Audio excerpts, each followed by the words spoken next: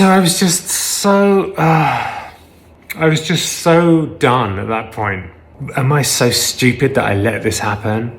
Did I let everyone down? I was spiraling out of control, and I refused to let this guy in this situation ruin my faith in people. I refuse. I won't let it happen. I still trust people. I still think people are basically good. He's got it coming, like karma, you know? Hi. So today I want to give you a little bit of an update on the house, the new house. Thank you so much for everyone giving me so much advice about what to do with the scammy contractor who bailed and stole a lot of people's money. A lot of really good insights there, a lot of really good advice. We're still deciding what the next move is on that front, but I want to give you an update on where we are now. Before I get started, I just want to say, please, if you like what I'm doing, subscribe to my channel and click the little bell. I feel like everyone says that, don't they? But I really mean it. I really would love you to do it because it massively helps me to keep going with these videos, because if I think people are watching them, it makes me more inclined to make them every week. I know that's a bit weird. It's a bit egotistical, isn't it? But that it spurs me on to know that you guys are watching and enjoying. And thank you so much for your responses to the music, which has been out of this world. So yeah, here we go with the story of the house. So the last video I released about the house was probably about a month ago, 6 weeks ago, but I shot it beginning of November, and that was just before the contractor went bankrupt. That was right before it all went wrong, and I was so depressed and so just demoralized, and everywhere I looked there was just bad work, and it was just so sad, because it was, you know, it was supposed to be our dream house, and we invested so much money and time and blood, sweat and tears into the whole project, and we started it exactly 1 year ago. So it's been a long process. So I was just so done at that point with him, the contractor, with the work, with the just shoddy, just people didn't care. Like, I would turn up and there'd be no one here, and then when people did turn up, they obviously didn't care. And it was really sad, because I really cared and they just didn't. And I reached the end of my tether, so I thought, I'm gonna film this because I just don't know what else to do except sort of tell the story, and that might make me feel a little bit better. And it did, you know, it helped to it helps to talk about stuff, doesn't it? It just helps to, I love having this platform and being able to talk to you guys, because, you know, especially with COVID and lockdowns, and now it's all going even more crazy. I don't see anyone. So I love to speak to you guys, and I love to talk to you guys. We're like a little family, you know, and it's like I've been able to share with my family what I'm going through. So that's what it was like making that video for you. And it was horrible, a horrible time. I was waking up every single night, 2 to 3 o'clock in the morning, every day, just in a cold sweat of anxiety and fear, and financial fear around the house. And, you know, we were living in another house and having the mortgage on this one, and it was just, and then everything that was going on with Alfie, it was like one of the horriblest times ever. And yeah, but one of the things I did do was I got a new sponsor, which really helped me get through that time. If you're struggling with addiction, or, you know, if you're an addict, get a sponsor, because an addict's brain will tell you the worst case scenario. My head would tell me everything's going to go wrong. You're going to end up living in a tent with the kids. That's where my head goes when stuff doesn't go right. So I was spiraling out of control, and I thought, I didn't want to call anyone. I didn't want to call anyone. The last thing I wanted to do was go to a meeting. So contrary action, they teach you in the program. Whatever you don't want to do is probably a good thing to try. And so I forced myself, one of the worst days, I forced myself to go to a meeting, and I hadn't had a sponsor for like two years. And since the pandemic happened. And I met this guy in the meeting and I really liked what he had to say, and I called him afterwards, even though I didn't want to. I shared at the meeting. One of the great things about AA is you can just talk about what you're going through. And I talked for the first time about what I was going through with the house and with Alfie. And there was so much support, and guys texted me afterwards, and this one guy I just really resonated with. So I called him. It's really strange how I resonated with this one particular guy. It turns out he's a composer as well, and he was having some family issues, and we know a lot of the same people in common. It's so weird. It was such a coincidence. And he locked me back into the program, and he kept me accountable and kept me going to meetings. And the more I would go to meetings, the more I would hear, turn it over, stop trying to run the show. And I was like, how can I turn this over? How can I stop running the show when I'm not at the house? No work gets done. But then when I was at the house, no work got done. So I just thought, I've tried everything else, nothing is working. I'm going to turn it over. And I know in the program, that's one of the first, that's the step 2 and 3 is learning how to do that. But I felt I couldn't hand this situation over because it was too hard, and I was too much in fear of what would happen if I didn't obsess and didn't come here every day. And so, you know what they say, before things get better, sometimes they get a bit worse. And so the contractor went bankrupt. I remember calling my sponsor and said, I'm going to give this guy another chance. Next day, we had a huge argument in there. And I don't lose my temper very often, but I really lost it. And I stormed out, being like, fuck's sake! Like, I lost it. And I think he was a bit shaken. And the next day he went bankrupt. So I was stuck, and I had one of my favorite guys, the painter, working on the house, and he was the only one working. And he called me to say, I'm so sorry, but I haven't been paid for, months. And I have to pack up my stuff and go. And I was like, don't leave. Just don't leave. Just stay there just for a minute.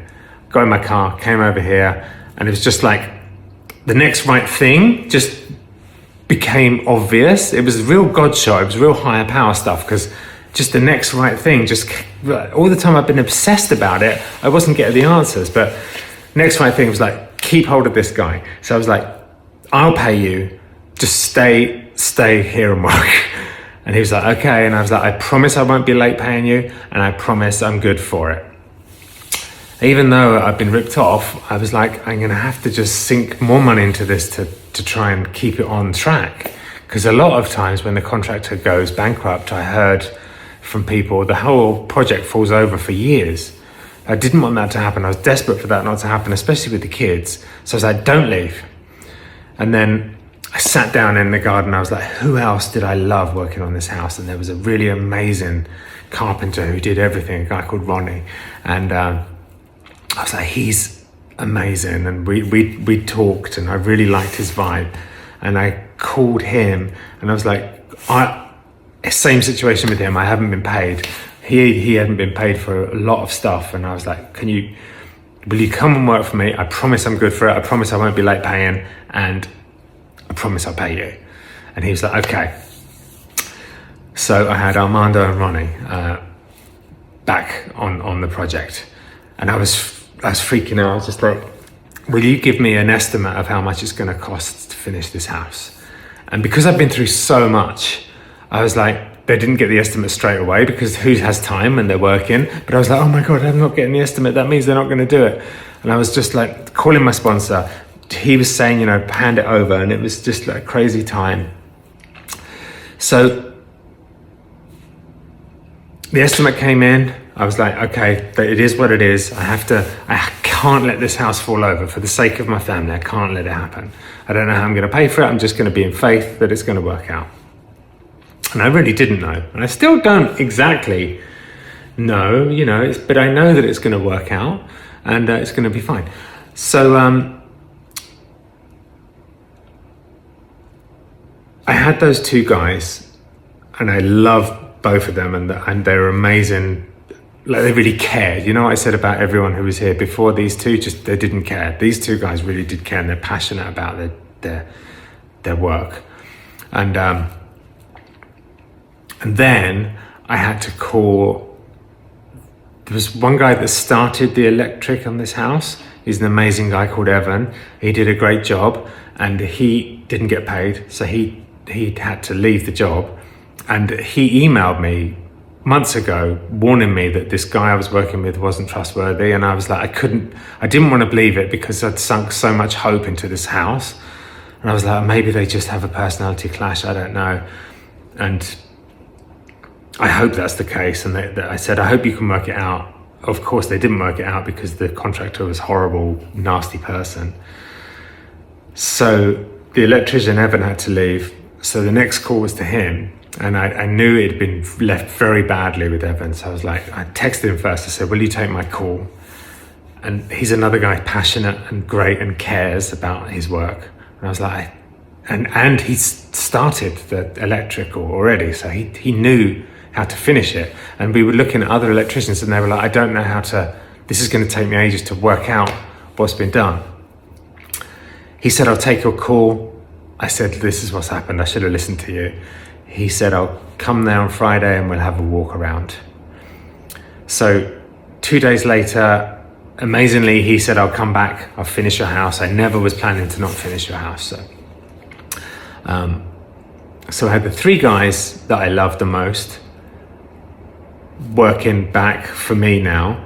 And I had a sponsor and I was working the steps around this house, which I hadn't really done before. And I was trusting God, my concept of a higher power. And you know what? The house started to turn around. And these guys transformed it. They took all the work I showed you, all that shoddy work, all the horrible, I don't care work that the previous guy had done. They started by taking that all out. And it was really cathartic. They were like, get rid of this, get rid of this. And it was like, the house it started to come alive again. It started to have, because the vibe was dead with these guys because they were such nasty people and they just had a heavy, horrible vibe and they infected the house with it.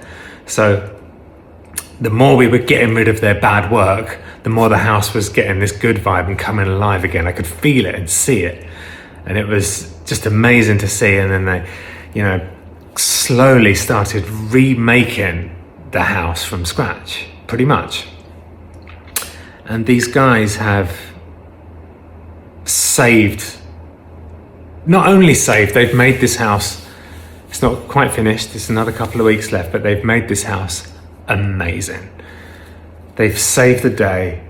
And the funny thing was, about 2 weeks into the work, they all kind of took me aside and said, look, you've got to trust us. Because I was used to being lied to, used to people not turning up. So I was here every day, like over everyone's shoulder, like, are you going to be doing this? Are you going to be doing that? Just this ball of nervous energy. And they took me aside and was like, you've got to trust us. We know you've been through some bad shit, but trust us to do our work and we won't let you down.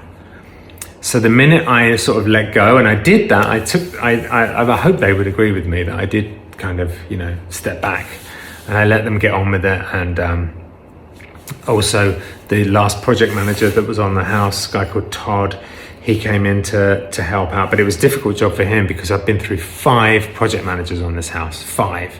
He was the 6th one that this previous horrible dude had put me through 6 project managers. So he didn't really know what was going on. He only came in through the last 2 weeks, but he came on as well. And there's another couple of amazing craftsmen that started work on the house. The guy that was doing fireplaces and Ireland, he'd started our work. And I called him and said, can you finish? And he was like, guess what? I haven't been paid. So I had to pay him as well. He came back, he did an amazing job. Basically everyone, I think because everyone knew what we'd been through, they put extra heart into this house. And you're going to see it. We're going to do a house reveal and I can't wait. I can't wait for you to see it because it's been such a journey. It's been like a bloody roller coaster. It's been like every emotion, blood, sweat, and literal tears, pulling my hair out. I feel like I've aged like 10 years from this. But it's been a real labor of love. It's put me through the worst stress of my life, and now it's like incredible happiness just seeing it come together. It's not finished and there's still little things, but man, I'm so grateful that I turned it over and learned to trust good people who are good at their jobs and passionate.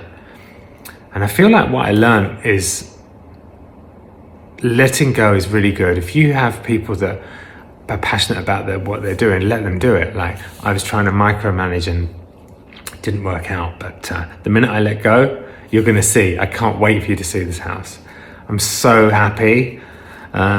We get it inspected on Friday. If it all passes, we can move in the next 2 or 3 weeks, I guess. But yeah, thank you for coming on this journey with me. I really appreciate your guys' advice and just the outpouring of sympathy, and just people that had shared stories with me about going through it as well. It really helped. Like, you know, just reading these stories, and I'm not the only one who's gone through this. And I felt stupid. Like, I felt like, am I so stupid that I let this happen?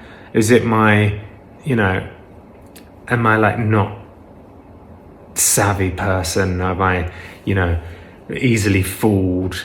Did I let everyone down? Did I do a bad job? Did I not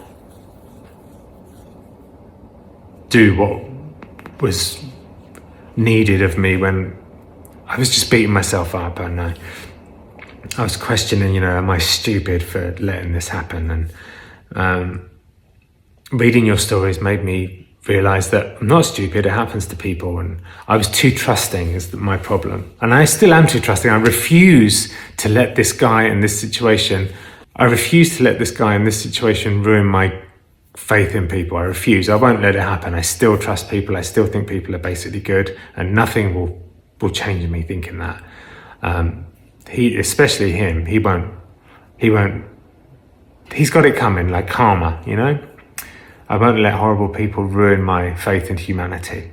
And I love you guys, and I just wanted to send that positive message out around the house. I can't wait for you to see it. It's a reveal coming soon. I'm so excited. And Alfie loves it here. He's obsessed, and Penelope. So yeah, I just wanted to give you an update. That's where we are. It's good, finally. And I can't wait for you to see it. Come back next week. We'll talk about something. What am I saying? Come back next week. We're doing another video on Thursday. It might be music. I'm not sure. Love you guys. Speak soon.